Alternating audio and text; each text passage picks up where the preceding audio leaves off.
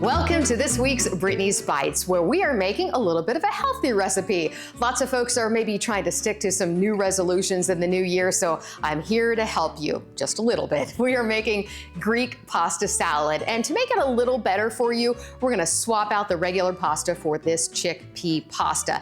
That just makes it a little better. So all I did was follow the package directions. This is about half a pound. Normally, the regular pasta boxes are twice this. You can totally use regular pasta if you'd like. Don't worry, this obviously will still work. But if you're using this type of pasta especially, but also anytime you're making a pasta salad, you wanna make sure that you rinse the pasta after you drain it. That's a big no-no when you're just sort of making, pasta with marinara, but when you're making a pasta salad, you wanna do that so it doesn't get all gummy, it stops the cooking process. So that is what I've done here. So again, this is about half of the normal size of the pasta that you get in the store, a pound. This one is about half a pound, 8 ounces. So we're gonna work with this and then add in a bunch of ingredients. And if you can tell, these ingredients are super bright and colorful. That just makes things even more appetizing, right? So this comes together very quickly. What takes a while is all of the prep work. You can see all of the dicing I've done and the rinsing and the cutting and all of that. That's what is going to take a little time. But once you do that, it all comes together. So let's get started with some of the ingredients that I want to put in. So I have 1 can of garbanzo beans, chickpeas, whatever you want to call it. I have rinsed and drained them. And because this recipe usually works with that full box of pasta, I'm going to sort of eyeball how much I want to put in. So I might put in half so far. Obviously, this is the same color as the pasta, so I want to brighten it up with some grape tomatoes. And I just simply cut these in half. You can also use cherry tomatoes if you like. You can either rather cut up a real tomato or a bigger tomato if you'd like. But look how beautiful this is getting. So we've got the red, we've got the pasta neutral color, and now I have an English cucumber. Now this is 1 whole English cucumber. I typically like the Persian cucumbers, which are even smaller and seedless. This though works just fine. I like them because they are also very few seeds and they're kind of chunky and they're crisp. But I don't know if I want to use the whole one, so I'm gonna just start by putting a little bit in. Looking great.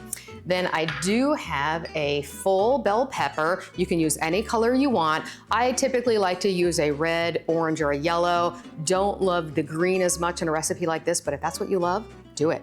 So I'm gonna do maybe half here of this. And then I have a red onion. I did not use a whole red onion. I think this is probably a 1/3 cup or so, but also you don't have to use this much. You can even leave them out if you don't like onions. I know plenty of people who do not. I happen to love them, so I'm gonna put quite a few in here.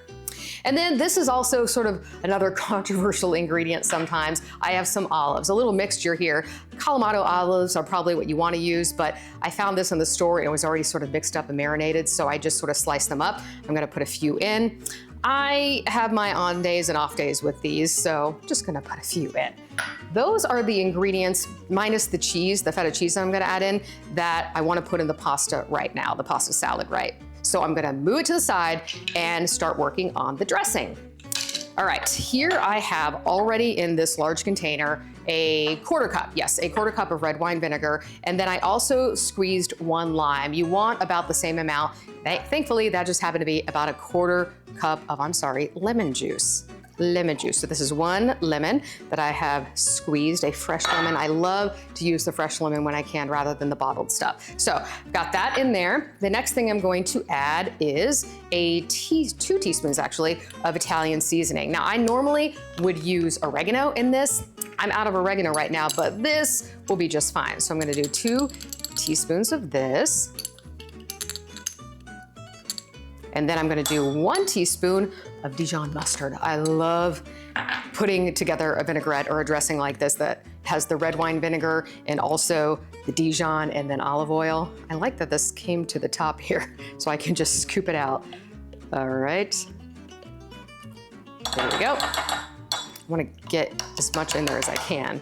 Oh, it smells great. I happen to love mustard, so I'm excited about putting that much in.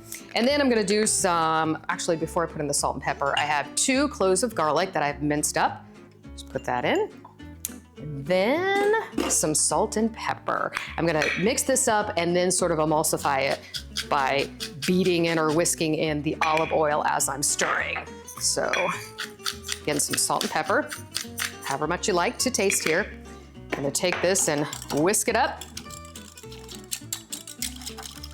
Great. The next thing I'm gonna do is, actually I probably should measure this. We're gonna use about twice as much olive oil as the red wine vinegar. So let's see, have it on the wrong side. Because we wanna use, actually I had it on the right side. We wanna use about twice as much olive oil as the red wine vinegar and the lemon. Okay, that's pretty good. So as I'm whisking, I'm gonna start drizzling this in. And how easy is this recipe to come together? And it is much better for you than a lot of the store-bought dressings that you can get. Of course, if that's what you have on hand and that's easier, feel free. But a lot of these are pantry items you probably already have. Okay, fantastic. That is all I want to add for this. So what I'm gonna do now, I think I'm gonna add in my cheese. So I have some feta here. Again, you can sort of eyeball it. I would do, so this is 5 ounces. I don't think I would do even this whole thing if I was using a full pound of pasta. So that's pretty good. But you could also leave this out entirely if you wanna, again, keep it a little healthier.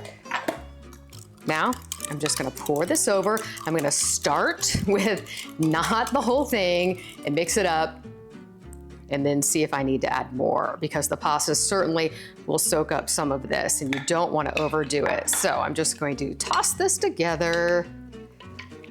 And that's probably all I'm gonna want, because of course, if you let this sit for a little bit, it is going to soak in and the flavors are all gonna come together. It's gonna be fantastic. But look how colorful this is. I might even start to add a few more little things in. Now that it's all come together, you can kind of see your portion sizes here, but look how gorgeous this is. And this can, again, be served for dinner, as a side, take it to a party, or as I like to do it for some meal prep. So if you'd like to try this recipe, you can find it all for you online at WBIR.com. It is Greek pasta salad.